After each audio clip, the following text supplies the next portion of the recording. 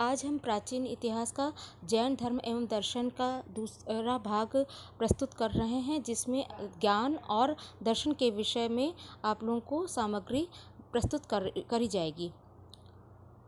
पंच महाव्रत अहिंसा, सभी प्रकार की मानसिक, वाचिक एवं कायिक हिंसा का निषेध, सत्य एवं हमेशा सत्य एवं मधुर बोलना, अपरिग्रह, किसी भी प्रकार की संपत्ति अर्जन का निषेध, अस्तेय बिना अनुमति के पराय संपत्ति का अधिग्रहण, ब्रह्मचर्य, भिक्षु को पूर्ण ब्रह्मचर्य के पालन का निर्देश, गृहस्थों को उपयुक्त व्रतों को कठोरता से कमी करके उसे पालन करना अणुव्रत कहा गया है। त्रिरत्न, सम्यक श्रद्धा, सत्य में विश्वास, सम्यक ज्ञान, सत्य का ज्ञान, सम्यक आचरण, सच्चरित्र तथा सदाचरण के पालन में बाह्य जगत के विषयों के प्रति दुख सुख में संभाव रखना सम्यक आचरण। त्रिरत्नों के पालन में कर्मों का जीव की ओर बहाव रुकना संवर कहलाता है। पूर्व में किए गए कर्म की समाप्ति निर्जरा कहलाती है। जीव में कर्म प्राप्ति के अवशेष की समाप्ति मोक्ष कहलाता है। अज्ञात के कारण जीव का कर्म की ओर आकृष्ट होना आश्रव कहलाता है। जैन धर्म में ज्ञान, मति इंद्रियों द्वारा प्रदत्त ज्ञान, श्रुति श्रवण द्वारा प्रदत्त ज्ञान, अवधि दिव्य ज्ञान, मनः पर्याय दूसरों के मन मस्तिष्क को जानना, कैवल्य, निर्गुणत्व तथा जितेंद्रियों की प्राप्ति का पूर्ण ज्ञान। जैन धर्म के अनुसार सृष्टि का निर्माता ईश्वर नहीं बल्कि संसार के 6 द्रव्यों से निर्मित है। जीवन, पुद्गल, धर्म, अधर्म, आकाश एवं काल। पुद्गल से आश्रय है जो अविभाजित और प्रयोग्य न हो। स्यादवाद को सत्वंगी न्याय अथवा अनेकांतवाद भी कहा जाता है। यह मूल रूप से ज्ञान की सापेक्षता का सिद्धांत है।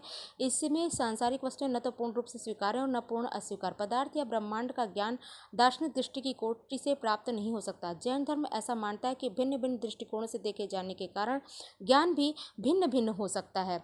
केवल सत्य या असत्य नहीं बल्कि 7 स्तरीय तर्क पद्धति के द्वारा इसे समझा जा सकता है। स्याद अस्ति शायद है, स्याद नास्ति शायद नहीं है, स्याद अस्ति च नास्ति शायद है और नहीं है, स्याद अव्यक्तम च कहा नहीं जा सकता, स्याद अस्ति च अव्यक्तम च है किंतु नहीं कहा जा सकता, स्याद नास्ति च अव्यक्तम च नहीं है कहा नहीं जा सकता, स्याद अस्ति च नास्ति च अव्यक्तम च है नहीं है और कहा नहीं जा सकता। कालांतर में जैन धर्म अपनी ही जटिलता में विरोधाभास के कारण 2 संप्रदाय में बढ़ गया।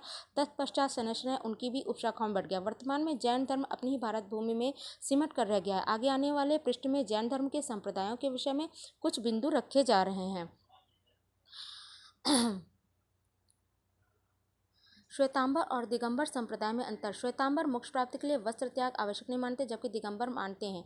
श्वेतांबर स्त्रियों को निर्वाण का अधिकारी मानते हैं, जबकि दिगंबर इसका निषेध करते। श्वेतांबर मतानुयायी कैवल्य प्राप्ति के बाद भी भोजन को आवश्यक मानते, जबकि दिगंबर निराहार रहते थे। दिगंबर महावीर को अविवाहित मानते थे, जबकि श्वेतांबर विवाहित मानते थे। श्वेतांबर मतानुयायी जैनों के 96 आगम को मानते हैं, जबकि दिगंबर उन्हें नहीं मानते हैं।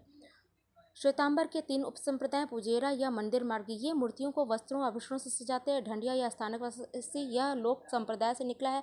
इसके अनुयायी न मूर्ति पूजा करते थे, न मंदिरों में रुकते थे, बल्कि स्थानकों में रहते थे। थेरापंथ 1960 ईस्वी में स्थानकवासी साधुओं ने थेरापंथी संप्रदाय चला। यह 13 विशिष्ट बातों को मानता था। दिगंबर संप्रदाय के 3 उपसंप्रदाय हैं। वीरापंथी, ये अपने मंदिर में तीर्थंकर की मूर्ति के अतिरिक्त क्षेत्रपाल भैरव की मूर्ति रखते थे। थेरापंथी, ये मंदिर में केवल तीर्थंकर की मूर्ति रखते थे। तारणपंथी, थेरापंथी का उपसंप्रदाय तारापंथ कहलाता था। इसे 15वीं शताब्दी में तारण स्वामी ने चलाया था।